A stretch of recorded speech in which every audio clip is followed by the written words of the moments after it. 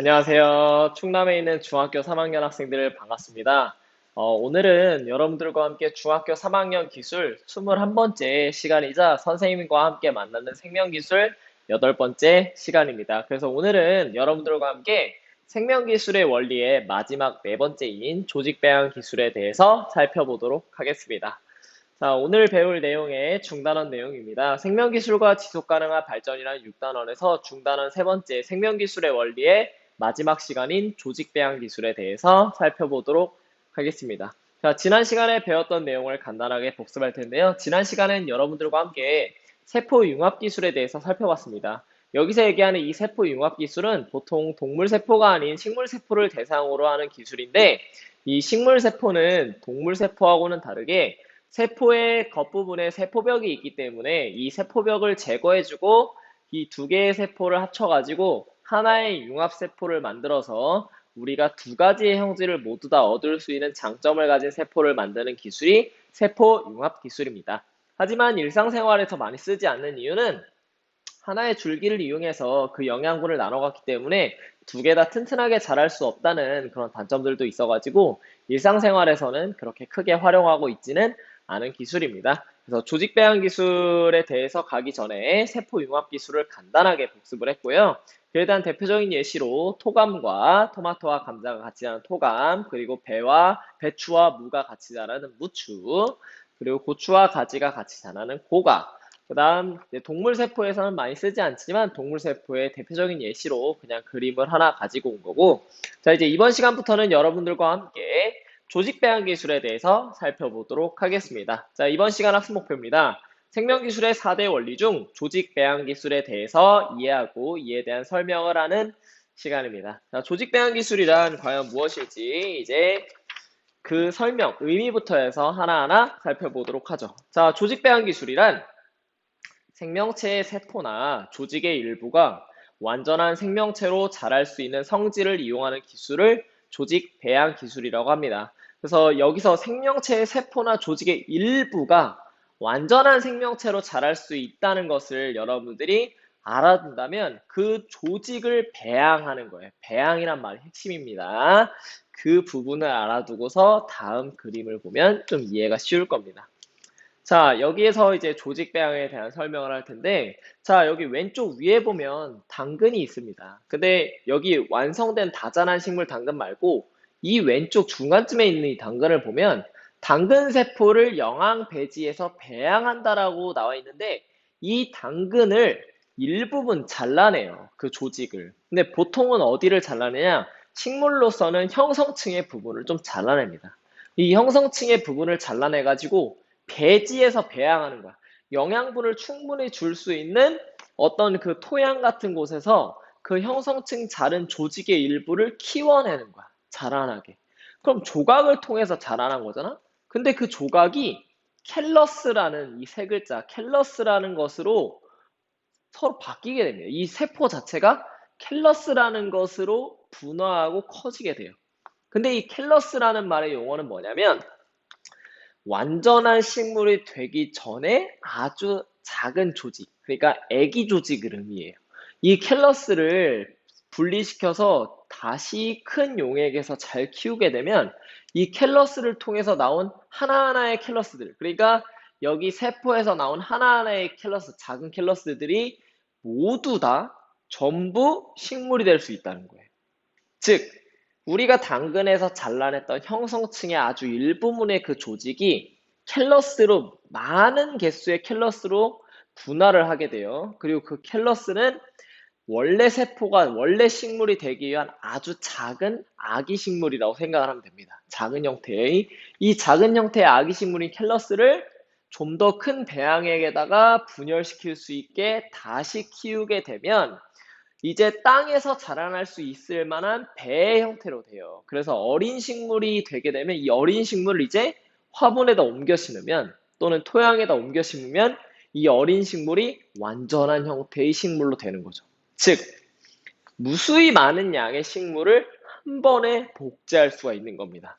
그래서 이 조직 배양 기술은 조직의 일부만을 떼어내서 캘러스가 되기까지 배양을 시켜주고 이 많은 캘러스들이 어린 식물 그리고 원래 식물 형태로까지 자랄 수 있는 그런 환경을 조성해주는 기술이 바로 조직 배양 기술이라고 여러분이 이해를 하시면 되겠습니다. 그래서 식물에서는 이런 조직이나 형성층을 이용해서 많은 양의 원래 식물을 굉장히 많이 복제할 때 사용을 하고요. 우리가 실제 이 조직 배양 기술을 우리 인간에게 활용하는 경우가 있습니다. 그 경우가 바로 시험관 아기를 만들 때 활용을 하는데, 여기서 얘기하는 이 시험관 아기는 그림만 그렇게 귀여운 사진이 있어서 선생님이 하나 가져온 건데, 사실 여기서는 이런 형태로 활용이 됩니다. 자, 뭐냐면 시험관 아기는 원래 자국 내에서 수정이 이루어지고 착상이 되어야 되는데, 이 자국 내 수정과 착상이 어려운 경우에 밖에서 수정을 시켜서 자궁 안에서 안정적으로 자랄 수 있게 미리 배양을 해주는 거야. 그러니까 조직 배양은 우리가 정자와 난자가 정상적으로 만나서 수정이 어려운 경우에 정자와 난자를 각각 채취를 한 다음에 이것을 배양액 안에서 수정란을 만든 후에 배양액 안에서 충분히 자랄 수 있게 세포 분열을 먼저 하게 도와주고, 그 다음에 다시 임신을 하는 어머니에게 자궁에 착상을 시켜주는, 그래서 배양액 안에서 길러준다는 의미에서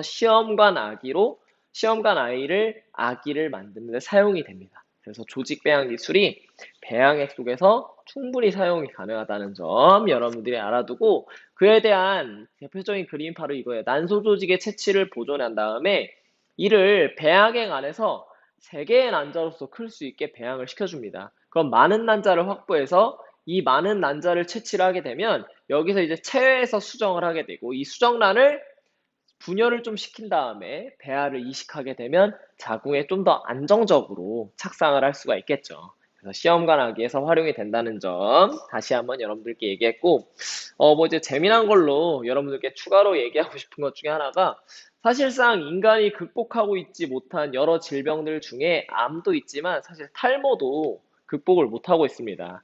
선생님이 여러 학생들에게 선생님이 가르치는 학생들에게 여담이지만 그냥 재미난 이야기로 얘기를 하자면, 20대는 머리 스타일 싸움이지만 30대는 머리카락 개수 싸움이라고 해요. 그래서 사실 탈모가 많이 옵니다. 스트레스가 원인이기 때문에. 그럼 이 탈모가 극복을 할 수 있나 봤더니 조직 배양 기술로서 극복이 가능하다는 뉴스 기사를 2020년 6월에 선생님이 봤습니다. 그게 뭐냐면 탈모가 아닌 머리카락 조직이 자랄 수 있는 배양액 속에서 머리카락 조직이 실제 자라났다고 합니다.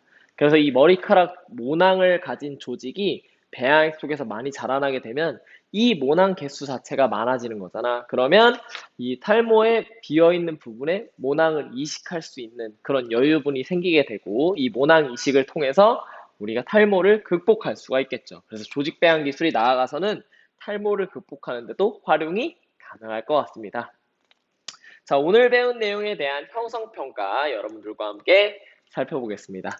자, 다음에서 설명하는 것은, 자, 식물체의 상처가 났을 때 상처의 세포가 분열 능력을 회복하여 상처를 막고 비대하여지는 연한 조직으로 조직 배양의 핵심이 되는 것. 자, 식물체에 상처가 났을 때 상처의 세포가 분열 능력을 회복하여 상처를 막고 비대해지는 연한 조직. 그러니까 아주 약한 조직인데 커질 수 있는 조직. 점점 비대해지는 연한 조직인 조직 배양의 핵심이 되는. 자, 이게 생기고 나면 어린 식물이 된 다음에 이제 완전한 형태의 식물 세포로 바뀔 수 있는, 자, 그런 가장 초기 단계 배양액에서 형성층을 분리해내서 우리가 배양액 속에 키웠을 때 이게 생긴다 그러죠. 많은 양의 이게 생기면 이 많은 양의 생긴 것이 아기 식물이라 그랬잖아. 그래서 조그만 형태의 배를 만드는 초기 형태, 바로 뭐였습니까? 그렇죠. 캘러스였습니다. 캘러스. 그래서 이 캘러스를 활용한다면 우리가 많은 양의 식물을 한 번에 만들어낼 수 있게 되겠죠. 자, 이번 시간에는 여러분들과 함께 생명기술의 4대 원리의 마지막인 조직배양 기술에 대해서 살펴봤습니다. 여러분들 처음에 선생님이 5차시 정도의 수업을 할 때 생명기술의 4대 원리가 이번 생명기술 단원에서 가장 중요한 부분이라고 했어요. 그래서 선생님이 일부러 도식화된 그림을 통해서 설명도 했었는데, 여러분들이 이 생명기술의 4대 원리는 5차시부터 8차시까지 준비가 된 강의들은 조금 더 자세히 보면 좀 좋을 것 같습니다. 그리고 선생님이 강의를 15분 내외로 좀 제작을 하다 보니까 그 안에 내용을 많이 담지 못한 부분이 있다면 여러분들이 추가적으로 교과서를 통해서나 참고서나 아니면 인터넷을 통해서 추가 자료를 찾아보고 공부한다면 더 큰 도움이 될 것 같습니다. 그래서 4대 기술의 원리에 대해서 그동안 여러분들 알아둔 거 고생 많았고요. 다음 시간부터는 이제 생명 기술이 우리의 실생활에서 어떻게 활용되고 있는지 기술로서 보는 게 아니라 그 기술을 활용해서 우리 실생활에서 직접 어떻게 밀접하게 영향을 미치고 있는지 각각의 분야에서 살펴보는 시간을 갖도록 하겠습니다. 다음 시간부터는 생명 기술의 활용인데 다음 시간엔 농업 분야에서 사용되고 있는 생명 기술의 활용에 대한 것을 주제로 여러분들과 함께 만나보도록 하겠습니다. 자, 이번 시간 너무 고생 많았고 다음 차시에 뵙겠습니다. 안녕.